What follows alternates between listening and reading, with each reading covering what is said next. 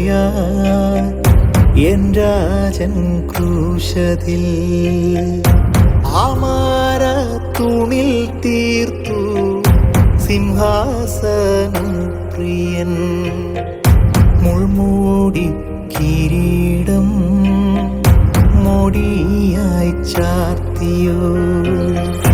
രാജാധിരാജൻ വാഴ, രാജാധിരാജൻ വാഴ, രാജാധിരാജൻ വാഴ, രാജാധിരാജൻ വാഴ.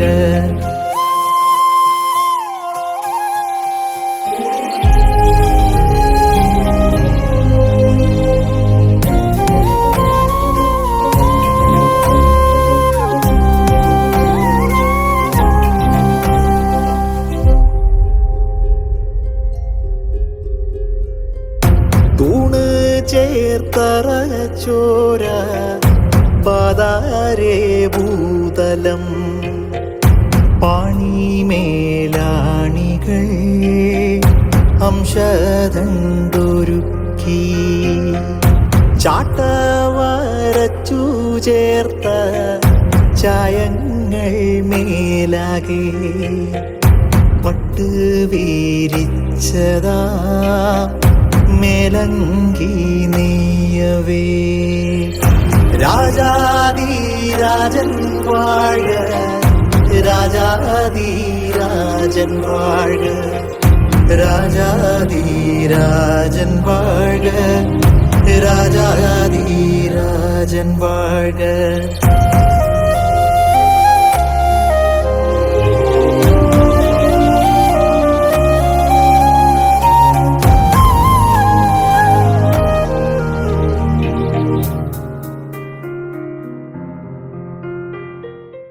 ദൈവനാമം മഹത്വപ്പെടട്ടെ. ഇന്ന് കഷ്ടാനുഭവ വാരത്തിലെ ഏറ്റവും പ്രധാനപ്പെട്ട ഒരു ദിവസം, ദുഃഖ വെള്ളിയാഴ്ച എന്നറിയപ്പെടുന്ന വളരെ പ്രധാനപ്പെട്ട ദിവസം. ജീവിതത്തിൽ പാപികളായ നമുക്ക് ഓരോരുത്തർക്കും വേണ്ടിയിട്ട് കർത്താവ് സ്വർഗത്തിൽ നിന്ന് താണിറങ്ങി വന്ന് ബലിയായി തീർന്ന ഒരു വളരെ സുദൃഢമായിട്ടുള്ള ഒരു ദിവസം.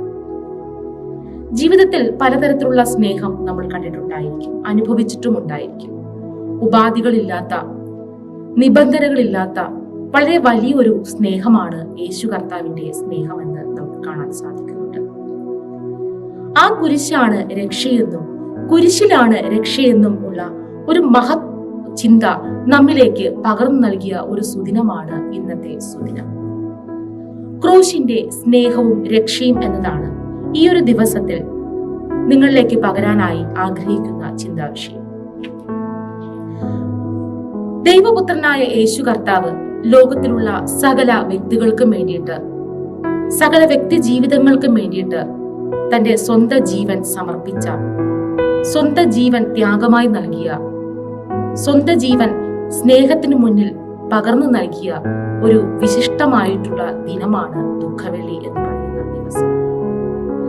പുതിയ ജീവനിലേക്ക് അല്ലെങ്കിൽ പുതിയൊരു ജീവിതത്തിലേക്ക് വാതിൽ തുറന്ന മഹത്തായിട്ടുള്ള ഒരു ദിവസം. കാൽവരി ക്രൂശിലേക്ക് നാം നോക്കുന്ന സമയത്ത് നമുക്ക് കാണാനായി സാധിക്കുന്നത് ലോകത്തോടുള്ള യേശുവിന്റെ രക്ഷയും സ്നേഹവും മാത്രമാണ്.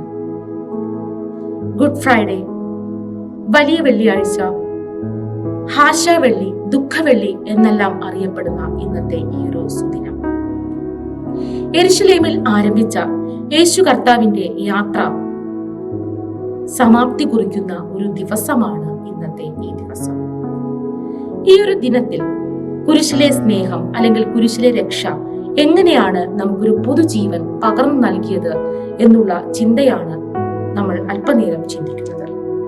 മത്തായി എഴുതിയ സുവിശേഷം 27 അധ്യായം 27 മുതൽ 56 വരെയും, യോഹന്നാൻ എഴുതിയ സുവിശേഷം 19 അധ്യായം 16 മുതൽ 30 വരെയുള്ള ഭാഗങ്ങളിലും ഈ ഒരു ദിവസത്തിന്റെ അടയാളപ്പെടുത്തലുകൾ നമുക്ക് കാണാനായി സാധിക്കുന്നുണ്ട്. തലയോടിടം എന്ന അർത്ഥമുള്ള ഗോൽഗോഥ എന്ന സ്ഥലത്താണ് യേശു കർത്താവിനെ ക്രൂശിച്ചത്. ബൈബിൾ വായിക്കുന്ന സമയത്ത് യേശുവിനോട് പടയാളികൾ കാണിച്ച ക്രൂരതകൾ നമുക്ക് കാണാനായി സാധിക്കുന്നുണ്ട്. യേശുവിന്റെ വസ്ത്രം അഴിച്ചു മാറ്റി ഒരു ചുവന്ന മേലങ്കി യേശുവിന് ധരിപ്പിച്ചു എന്നും തലയിൽ മുൾക്കിരീടം ചാർത്തിയെന്നും വലം കൈയിൽ ഒരു കോല് കൊടുത്തിട്ട് അവന്റെ മുമ്പിൽ മുട്ടുകുത്തി യഹൂദന്മാരുടെ രാജാവേ ജയ ജയ എന്ന് പരിഹസിച്ചു എന്നും ബൈബിളിൽ രേഖപ്പെടുത്തി കാണുന്നുണ്ട്. എല്ലാ പരിഹാസങ്ങൾക്കും എല്ലാ ക്രൂരതകൾക്കും അവസാനം യേശു കർത്താവിന്റെ സ്വന്തം മേലങ്കി അവനെ ധരിപ്പിച്ച് ക്രൂശിപ്പാനായിട്ട് കൊണ്ടുപോകുന്ന ഒരു കാഴ്ചയും ബൈബിളിൽ നമുക്ക് കാണാനായി സാധിക്കുന്നുണ്ട്.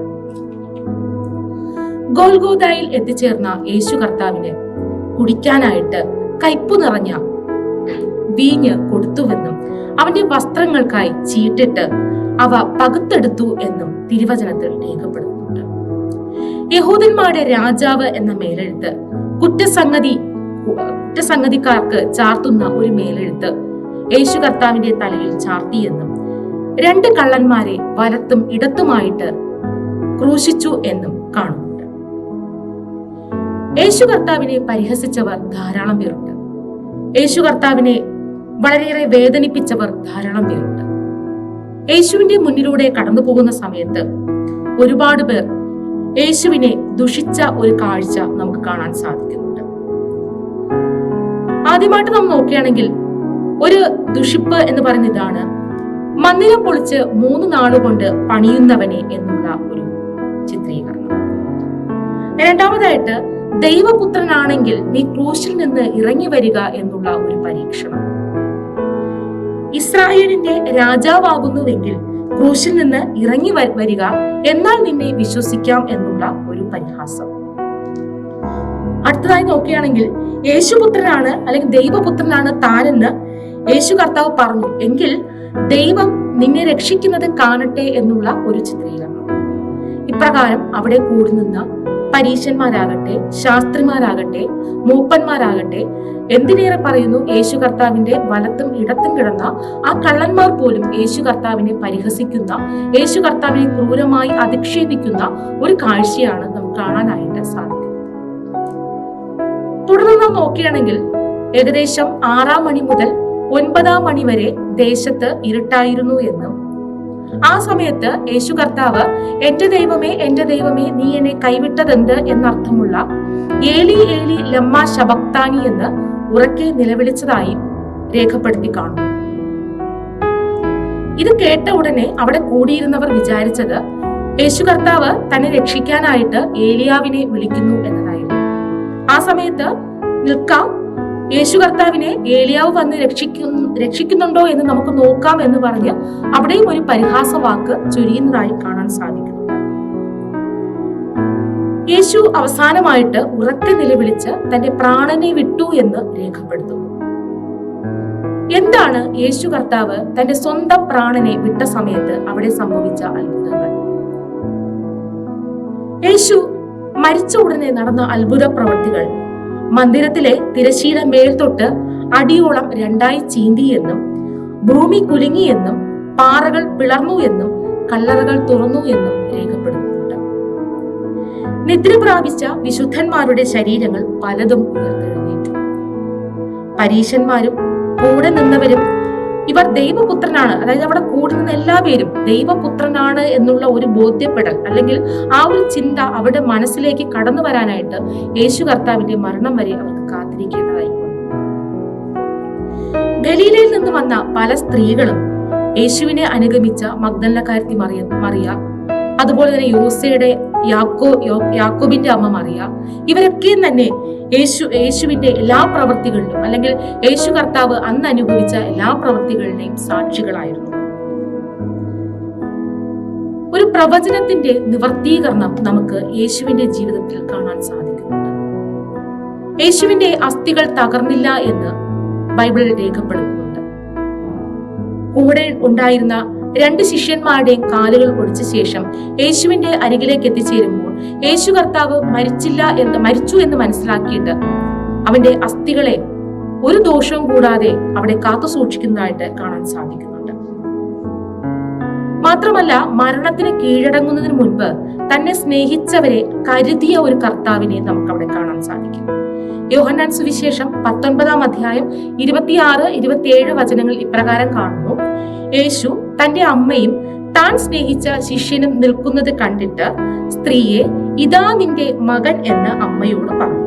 പിന്നെ ശിഷ്യനോട്, ഇതാ നിന്റെ അമ്മ എന്നും പറഞ്ഞു. ആ നാഴിക മുതൽ ആ ശിഷ്യൻ അവളെ തന്റെ വീട്ടിൽ കൈക്കൊണ്ടു.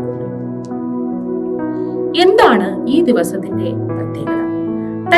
താൻ മരണത്തിലേക്ക് പ്രവേശിക്കുന്ന സമയത്തും തന്നെ സ്നേഹിച്ചവരെ, താൻ സ്നേഹിച്ചവരെ കരുതിയ ഒരു കർത്താവിനെയാണ് നമുക്കിവിടെ കാണാൻ സാധിക്കുന്നത്. യേശു അനുഭവിച്ച കഷ്ടതകൾ ധാരാളമാണ്. ഒരു മനുഷ്യന് അനുഭവിക്കാവുന്ന കഷ്ടതകളുടെ പാരമ്യത്തിൽ എത്തിച്ചേർന്ന ഒരു വ്യക്തിയാണ് യേശു കർത്താവ്.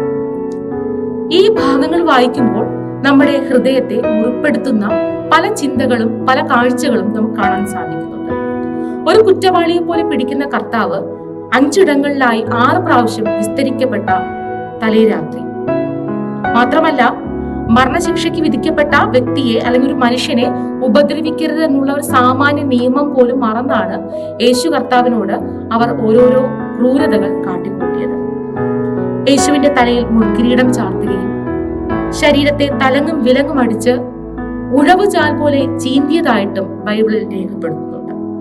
മാത്രമല്ല, ഭാരമേറിയ മരക്കുരിശും പേറി ഗോൽഗോദായിലേക്ക് നടന്നു നീങ്ങുന്ന യേശു കർത്താവ് മാനവരാശിയുടെ പാപത്തെ മുഴുവൻ പേറിക്കൊണ്ടാണ് നടക്കുന്നത് അല്ലെങ്കിൽ നടന്നു നീങ്ങിയത് എന്ന് നമുക്ക് മനസ്സിലാക്കാൻ സാധിക്കുന്നുണ്ട്. യേശു കർത്താവ് എല്ലാം സഹിക്കുമ്പോൾ, എല്ലാ പരിഹാസങ്ങളും എല്ലാ കഷ്ടതകളും സഹിക്കുമ്പോൾ മനസ്സിൽ ഒരു ലക്ഷ്യം മാത്രമേ ഉള്ളൂ: തന്റെ മക്കൾക്ക് അല്ലെങ്കിൽ താൻ പാപികളായ ഓരോ വ്യക്തികൾക്കും താൻ കാരണം ഒരു പാപപരിഹാരം ലഭിക്കും എന്ന്. മനുഷ്യരെയും ദൈവത്തെയും ഒന്നുകൂടെ യോജിപ്പിക്കാം എന്നുള്ള ഒരു ചിന്താഗതിയും യേശു കർത്താവിന്റെ ആ ഒരു പ്രവൃത്തിയിലൂടെ നമുക്ക് മനസ്സിലാക്കാൻ സാധിക്കുന്നുണ്ട്. മൗനമായി എല്ലാം സഹിച്ചവനാണ് യേശു കർത്താവ്. പരിഹാസങ്ങൾ ഏറ്റുവാങ്ങിയവനാണ് കർത്താവ്. കാനായിലെ കല്യാണ വീട്ടിൽ വെച്ച് ആ പച്ചവെള്ളത്തെ വീഞ്ഞാക്കി മാറ്റിയ കർത്താവിനെ തനിക്ക് ലഭിച്ച ആ പുളിച്ച വീഞ്ഞിനെ മാധുര്യമാക്കി മാറ്റാനുള്ള കഴിവ് ഉണ്ട്. പക്ഷേ പ്രവചനങ്ങളുടെ നിവർത്തീകരണം എന്ന വിധം യേശു കർത്താവ് എല്ലാം സഹിക്കുന്നു. പല വ്യക്തികൾക്കും സൗഖ്യം നൽകിയവനാണ് നമ്മുടെ കർത്താവ്. 5 അപ്പവും 2 മീനും കൊണ്ട് 5000 പേരെ പോഷിപ്പിച്ചവനാണ് കർത്താവ്. മാത്രമല്ല, മരിച്ച ലാസറിനെ ഉയർപ്പിച്ചവനാണ് കർത്താവ്. ഇത്രയും അത്ഭുത പ്രവൃത്തികൾ ചെയ്ത കർത്താവിന് തീർച്ചയായിട്ടും തന്റെ കഷ്ടതകളിൽ നിന്ന് ഒരു വിമോചനം നേടിയെടുക്കാൻ സാധിക്കും. പക്ഷേ എല്ലാം സഹിച്ചുകൊണ്ട് ഒരു പുതിയ ജീവൻ മനുഷ്യരിലേക്ക് സ്നേഹവും രക്ഷയും പകർന്നു നൽകുക എന്നുള്ള ഒരു ഉദ്ദേശം മാത്രം, ആ ഒരു ഉദ്ദേശം മനസ്സിൽ പേറിക്കൊണ്ടാണ് യേശു കർത്താവ് എല്ലാം സഹിക്കുന്നത്. ഇവിടെ നാം നോക്കുകയാണെങ്കിൽ പ്രവചനങ്ങളുടെ പൂർത്തീകരണം നമുക്ക് കാണാൻ സാധിക്കുന്നുണ്ട്. ക്രൂശീകരണത്തെ സംബന്ധിച്ചുള്ള പ്രവചനത്തിന്റെ പൂർത്തീകരണം, പ്രായശ്ചിത്ത ബലിയായ യേശു കർത്താവിനെ കുറിച്ചുള്ള ഒരു പ്രവചനത്തിന്റെ നിവർത്തീകരണം, ക്രിസ്തുവിന്റെ ലക്ഷ്യം എന്തായിരുന്നു എന്ന് ലൂക്കോസ് സുവിശേഷം 24-ാം അധ്യായം അതിന്റെ 44-ൽ കാണുന്നു. പിന്നെ അവൻ അവരോട്, ഇതാകുന്നു നിങ്ങളോട് കൂടെ ഇരിക്കുമ്പോൾ ഞാൻ പറഞ്ഞ വാക്ക്. മോശയുടെ ന്യായപ്രമാണത്തിലും പ്രവാചക പുസ്തകങ്ങളിലും എന്നെ കുറിച്ച് എഴുതിയിരിക്കുന്നതൊക്കെയും നിവർത്തിയാകണം എന്നുള്ളത് തന്നെ. പ്രവചന പുസ്തകങ്ങളിലും അതുപോലെ തന്നെ മോശയുടെ ന്യായപ്രമാണത്തിലും തന്നെ കുറിച്ച് എഴുതിയിരിക്കുന്ന കാര്യങ്ങളുടെ നിവർത്തീകരണമാണ് താൻ ആഗ്രഹിക്കുന്നത് എന്ന് വ്യക്തമായി വെളിപ്പെടുത്തുകയാണ് യേശു കർത്താവ്. എന്തൊക്കെയാണ് യേശുവിനെ കുറിച്ചുള്ള പ്രവചനങ്ങൾ? സങ്കീർത്തനങ്ങളുടെ പുസ്തകം 37-5 ഇപ്രകാരം കാണുന്നു: പിതാവിന്റെ കരങ്ങളിൽ ആത്മാവിനെ ഭരമേൽപ്പിക്കും എന്ന്. സെഖര്യാവ് 12-10 ഇപ്രകാരം കാണുന്നു: കുന്തത്താൽ കുത്തി തുളയ്ക്കപ്പെടും എന്ന്. സങ്കീർത്തനം 34-20 അസ്ഥികളിൽ ഒന്നും ഒടിഞ്ഞു പോകാതെ സൂക്ഷിക്കും എന്ന് എഴുതിയിരിക്കുന്നു. യെശയ്യാവ് 53-9 സമ്പന്നന്റെ ശവക്കുഴിയിൽ അടയ്ക്കപ്പെടും എന്ന് രേഖപ്പെടുത്തി കാണുന്നുണ്ട്. ഇപ്രകാരം യേശു കർത്താവിന്റെ ജീവിതത്തിൽ നാം നോക്കുകയാണെങ്കിൽ പ്രവചനങ്ങളുടെ, പഴയ നിയമത്തിൽ ഓരോ പ്രവാചകന്മാർ പ്രവചിച്ച ആ പ്രവചനങ്ങളുടെ നിവർത്തീകരണമാണ് അല്ലെങ്കിൽ അതിന്റെ ഒരു പൂർത്തീകരണമാണ് യേശുവിന്റെ ക്രൂശീകരണത്തിലൂടെ നമുക്ക് കാണാനായി സാധിക്കുന്നത്. പാപത്തിന്റെ ഗൗരവം മനസ്സിലാക്കി അതിനോടൊപ്പം ദൈവത്തിന്റെ രക്ഷയുടെ പ്രാധാന്യം നാം തിരിച്ചറിയാനായിട്ട് ശ്രദ്ധിക്കണം. ക്രിസ്തുവിന്റെ സ്നേഹം ഒരിക്കലും അവസാനിക്കുന്നതല്ല. ആ സ്നേഹം അതുല്യമാണ് എന്നുള്ള വലിയൊരു ബോധ്യം നമ്മുടെ എല്ലാവരുടെയും ഉള്ളിൽ ഉണ്ടാകേണ്ടത് ഏറ്റവും അത്യാവശ്യകരമായിട്ടുള്ള കാര്യമാണ്. ദൈവം തന്റെ വാഗ്ദത്തങ്ങളിൽ വിശ്വസ്തനാണ്. ആ വിശ്വസ്തനായ ദൈവത്തിൽ നാം അടിയുറച്ച് വിശ്വസിക്കേണ്ടത് ഏറ്റവും അത്യാവശ്യമാണ്.